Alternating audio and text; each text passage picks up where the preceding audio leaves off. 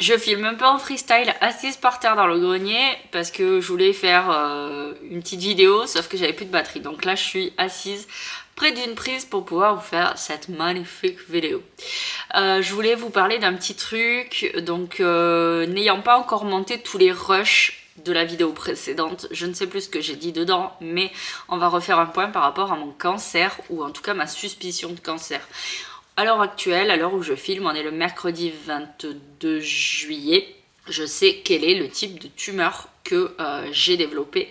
Donc c'est ce qu'on appelle un schwannome. C'est une tumeur nerveuse, c'est-à-dire que c'est un nerf du corps qui peut à un moment donné s'emballer. Les cellules de ce nerf peuvent commencer à se multiplier comme ça de façon exponentielle et donc créer une tumeur. Moi ce que je sais à l'heure actuelle, c'est que j'ai donc un schwannome, donc une tumeur nerveuse qui est donc derrière le poumon et c'est une tumeur brachiale, c'est-à-dire qui vient s'insérer sur les nerfs du bras.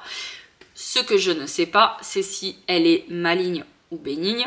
A priori, c'est plutôt bénin, mais je ne sais pas encore exactement. Et je ne sais pas quel est le nerf racine de cette tumeur, puisque comme c'est une énorme tumeur qui fait 7 cm, elle est sûrement positionnée sur plusieurs nerfs et donc là c'est avec les scanners et IRM que j'ai passé ces dernières semaines que les spécialistes vont pouvoir voir les nerfs qui sont touchés on va dire par cette tumeur ou non, parce que peut-être qu'il n'est pas possible de voir quel est le nerf mère on va dire, je vais dire ça comme ça, le nerf de départ. Parce que en fait, la tumeur est grosse et vient sûrement appuyer sur d'autres nerfs, mais j'imagine qu'à l'IRM on peut quand même voir les nerfs qui eux ne sont pas touchés, qui sont exemptés parce que ils sont en dehors du cercle de la tumeur. Je sais pas si c'est clair, mais en tout cas moi je me comprends. Donc voilà, et j'imagine que c'est lors d'une opération qu'on va savoir exactement quel est le nerf touché. Aujourd'hui, ce que je sais et ce que les médecins du coup savent, c'est ce qui est touché par l'expansion de cette tumeur. Ça ne dit quand même pas quel est le nerf mère, mais ça dit quand même tous les nerfs qui peuvent être touchés et pour lesquels j'ai déjà des symptômes. Donc j'ai le nerf du bras parce que j'ai mal au bras, j'ai l'impression d'avoir toujours une courbature, voilà, des fois ça vient me toucher au niveau des mains, de tout le bras, j'ai mal là tout en dessous, enfin bon bref, voilà. Donc eux doivent savoir exactement quel est le nerf qui est touché par rapport à ça. Ensuite ça vient me toucher aussi le nerf de l'œil, de la paupière, voilà, un ou plusieurs nerfs faciaux et potentiellement aussi le nerf de l'oreille parce que j'entends plus rien quasiment de l'oreille droite et sûrement ça fait partie du package. Donc voilà, je pense qu'il va falloir que je détaille à un moment donné bien exactement tous mes symptômes pour qu'ils puissent déjà pointer lesquels des nerfs sont potentiellement au moins atteints, comprimés par cette tumeur et potentiellement quel est le nerf mère, le nerf de départ de cette tumeur. Donc voilà, tout ça pour dire que hier j'attendais un coup de téléphone important. Pourquoi? Parce qu'il y a une dizaine de jours, suite à la ponction, la pneumologue qui m'a accueillie au départ à l'hôpital où je suis suivie m'a appelé pour me dire qu'elle avait eu les premiers résultats de la biopsie et donc que c'était un schwannome. Donc ce n'était pas un cancer du poumon mais c'était un cancer du nerf, c'est juste qu'il est situé exactement à l'emplacement d'une tumeur de l'apex. C'est pour ça que ça a été confondu et que visuellement ça se confond avec une tumeur de l'apex parce que c'est vraiment localisé au même endroit, sauf que, je répète, la racine de cette tumeur n'est donc pas le poumon, mais un nerf. Et donc, là, on en vient au fait que hier, mon dossier passait en commission pour savoir comment j'allais être prise en charge pour pouvoir enlever cette tumeur ou en tout cas la soigner ou je ne sais pas ce qui va être fait exactement, donc je peux pas dire est-ce qu'on va me l'enlever, est-ce qu'on va juste me la soigner, est-ce qu'on va me la réduire, est-ce qu'il y a un champ dans ce possible qui pourrait être peut-être de la laisser, juste de la surveiller, je sais pas du tout, je sais pas, je pense pas la laisser parce que ça me crée de toute façon trop d'inconfort puisque ça vient aussi comprimer ma veine, mon artère du bras, et ça me cause quand même pas mal de désagréments. Donc voilà, puis j'ai une énorme perte de force. Hier soir, je pouvais pas ouvrir ma bouteille. Donc voilà, ça c'est quelque chose qui est assez récurrent, je peux pas ouvrir la bouteille. J'ai une tringle à rideau aussi à la maison, j'ai voulu l'enlever pour pouvoir bref, coincer mes rideaux dedans. Enfin bon bref, j'ai voulu traficoter un truc. Donc la tringle qui était du côté gauche, j'ai pu la soulever et faire ce que je voulais à mon rideau. Arrive à la tringle du côté droit, déjà je n'arrivais pas à lever le bras jusqu'au bout, jusqu'au point d'atteindre la tringle. Et quand j'ai réussi, bah, je n'arrivais même pas à pincer la tringle. J'avais plus de force en fait. Voilà, je sais pas comment expliquer. C'est un peu comme dans les films, quand on voit un fantôme qui essaie d'attraper un truc parce qu'il pense qu'il peut et qu'il passe à travers. Ben, ça m'a fait un peu cette sensation en fait. J'ai essayé de l'attraper et ouf, je me suis dérobée, j'ai pas réussi à pincer. Donc ça me pose quand même des soucis. C'est pas tout le temps. Là, je vois que ça dépend énormément de la température, s'il fait chaud, s'il fait froid. Quand il a fait très très chaud, j'avais moins mal au bras. Disons que j'avais plus tellement le bras bleu, etc. Parce que je pense que les vaisseaux se dilatent avec la chaleur et donc j'avais plus un meilleur afflux sanguin dans le bras et dans le reste du corps forcément. Et là il fait plus frais, vraiment plus frais. La nuit on doit descendre aux alentours des 14 degrés et on ouvre toutes les fenêtres. Et là le matin je ressens vraiment les désagréments. Et tout au long de la journée aussi on a une plus basse température dans la maison, ce qui fait que mes artères sont sûrement plus rétractées, donc j'ai moins d'afflux sanguin ici puisque l'artère est pincée, ce qui fait que j'ai moins de préhension, j'ai moins de force, etc. Donc c'est plus gênant et forcément en hiver ça va être encore plus compliqué et je pense pas qu'on puisse laisser la tumeur quoi, parce que toute la période où il fait froid, ça va être de plus en plus compliqué quoi. Je devais passer en commission pour savoir ce qui allait être fait. Je pensais que j'allais être appelée soit hier, soit aujourd'hui. Je vois qu'il est midi passé et qu'on m'a toujours pas appelé, donc je suis un peu déçue, un petit peu stressée aussi. Je sais que j'ai rendez-vous le 31 juillet à l'hôpital parce que l'hôpital où je suis suivie est super. Il y a une application en fait qu'on peut télécharger dans laquelle on voit tous nos rendez-vous. On peut retrouver certains comptes rendus d'examen, etc. Donc c'est vraiment cool. Et je m'y rends de temps en temps parce que j'ai déjà eu des examens qui étaient inscrits dessus et je n'avais pas eu encore l'information. Et généralement, en fait, ils s'embêtent pas à nous appeler, ils mettent sur l'appli et ensuite ils nous envoient aussi un courrier postal. Mais la mise à jour sur l'application, elle se fait toujours avant de recevoir le courrier postal. Et donc il y a 2 jours, j'ai vu que j'avais déjà rendez-vous chez un anesthésiste chirurgien. Voilà, je sais que même si mon dossier n'était pas passé en commission, visiblement il est quand même à un moment donné prévu certainement qu'on m'opère ou qu'on fasse un point au niveau chirurgical. Donc voilà, et hier j'ai reçu justement la fameuse lettre qui me parlait de ce rendez-vous. Donc ça avait été pris en amont du conseil de la réunion de mon dossier.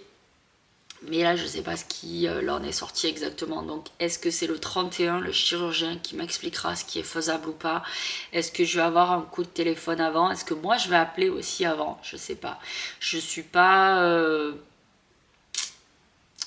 enclin à l'heure actuelle à appeler pour savoir. Voilà. Je sais que dans tous les cas, le 31, j'ai un rendez-vous là-bas. Peut-être que j'appellerai plutôt la semaine prochaine. Là, j'ai pas envie. Je suis fatiguée. Voilà, j'ai pas envie de me stresser avec ça. Voilà, je saurai bien tôt ou tard ce qui va se passer. Ça, en fait, j'ai tellement été stressée ces 10 derniers jours de savoir que j'allais passer en commission, que bref, qu'il y avait plein de choses, etc. Et ça a été tout un contexte que là, l'échéance, on va dire, est passée. Je sais que mon dossier est passé hier en conseil. Je sais que les médecins ont pris une décision. On va me tenir au courant de toute façon à un moment donné sur ce qui est envisagé pour moi. Je le saurai bien assez tôt. Là en fait la pression est redescendue hier soir, voyant que à 21h j'avais toujours pas été appelée. Voilà, j'étais en pression, je fais une dépression, voilà, et là j'ai pas envie, voilà, je suis pas dans le mood. Je sais pas si c'est clair, mais voilà, moi c'est comme ça. Peut-être la semaine prochaine, peut-être vendredi, je sais pas, demain vendredi peut-être je serai plus enclin à appeler l'hôpital, mais là voilà. Je laisse à l'hôpital la chance et l'opportunité de m'appeler, mais sinon je le ferai mais plus tard. Bref, sinon je me suis occupée ces 3 derniers jours.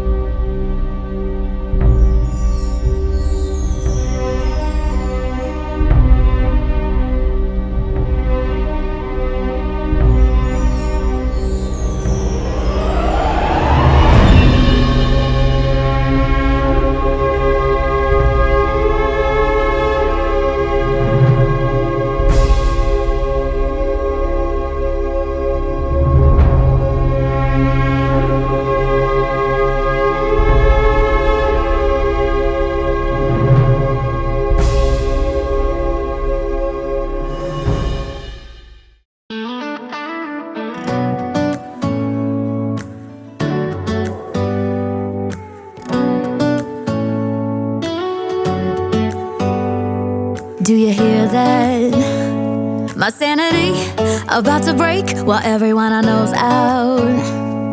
On a trip, on a boat, on a lake. I'm tired of feeling all FOMO, babe. I don't even care if we stay home. Put our to-do list on ice. Crank the AC to 79 and make a little island right here. And there ain't a palm tree in sight, but there's not a cloud in your blue eyes. If we need a drink, I'll be the bartender. I got a fifth of Patron and a blender. Baby, slipping on a swimsuit is overrated. We don't need a beach to get a half naked. Life's too short, let's not waste it. Cause paradise is wherever we make it. Qu'est-ce que tu fais? Je fais la tortue en perle. C'est pas rentré ou perle?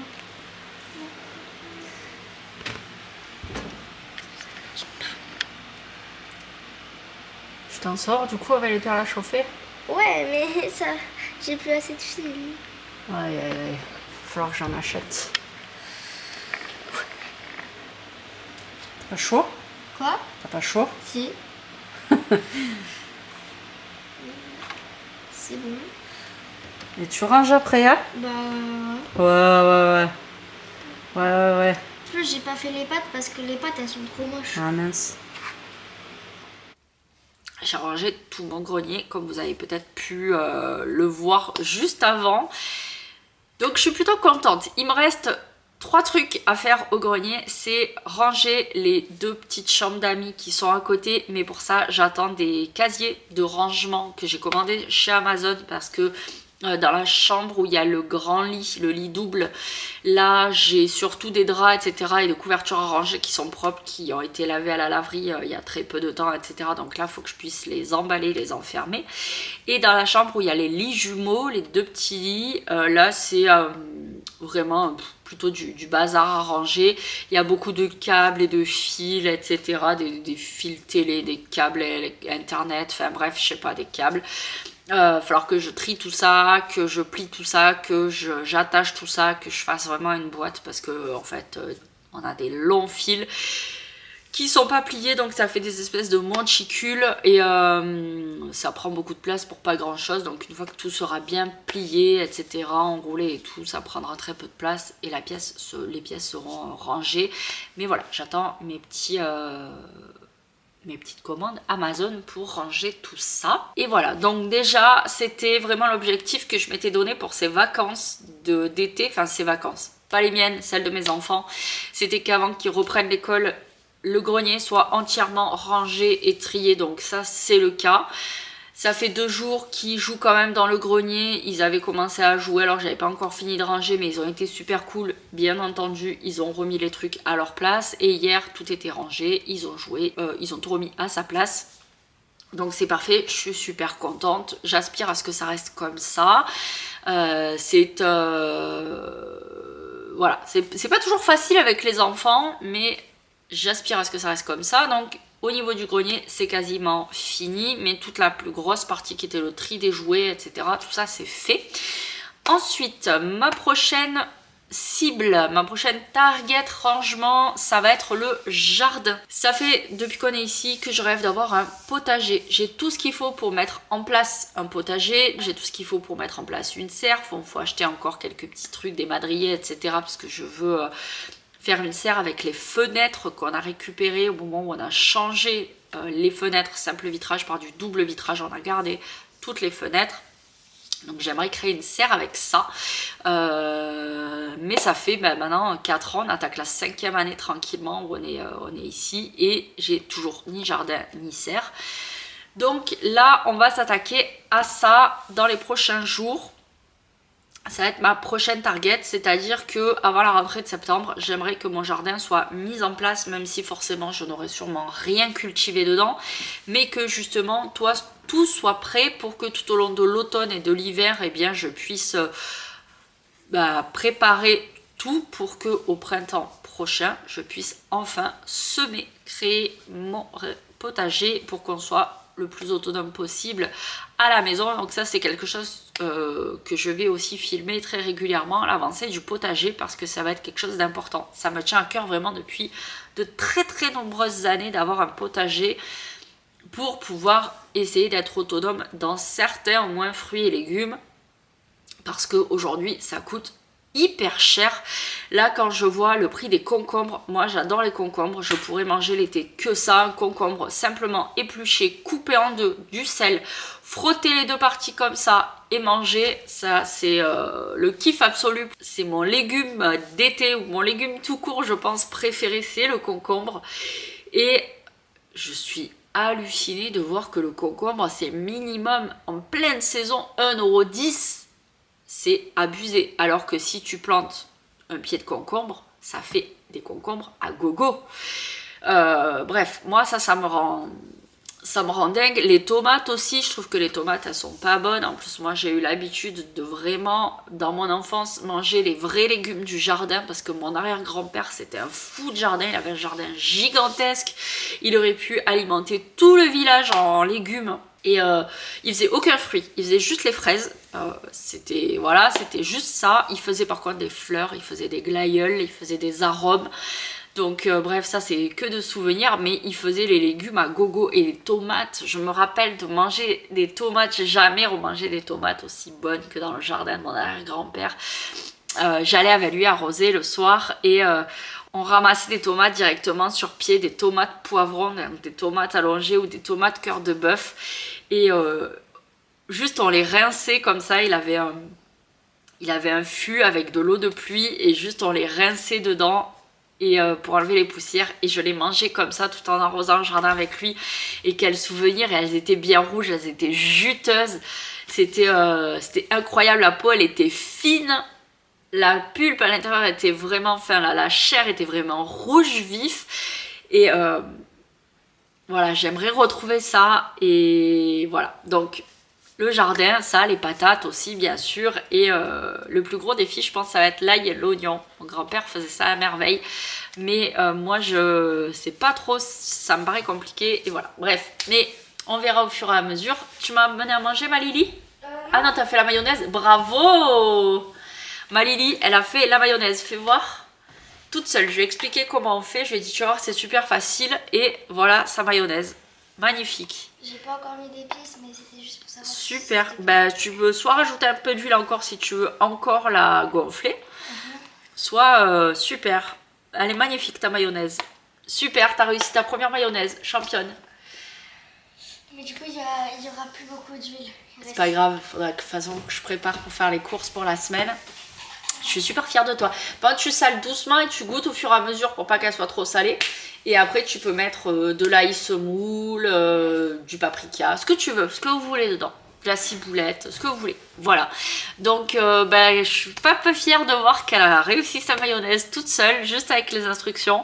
Après, moi, je pensais que c'était dur. J'ai toujours appris à faire la mayonnaise au fouet électrique. Et en plus, ça marchait pas toujours. Et puis il y a quelques années, je me suis dit quand même, tu vas arriver à monter ta mayonnaise à la main.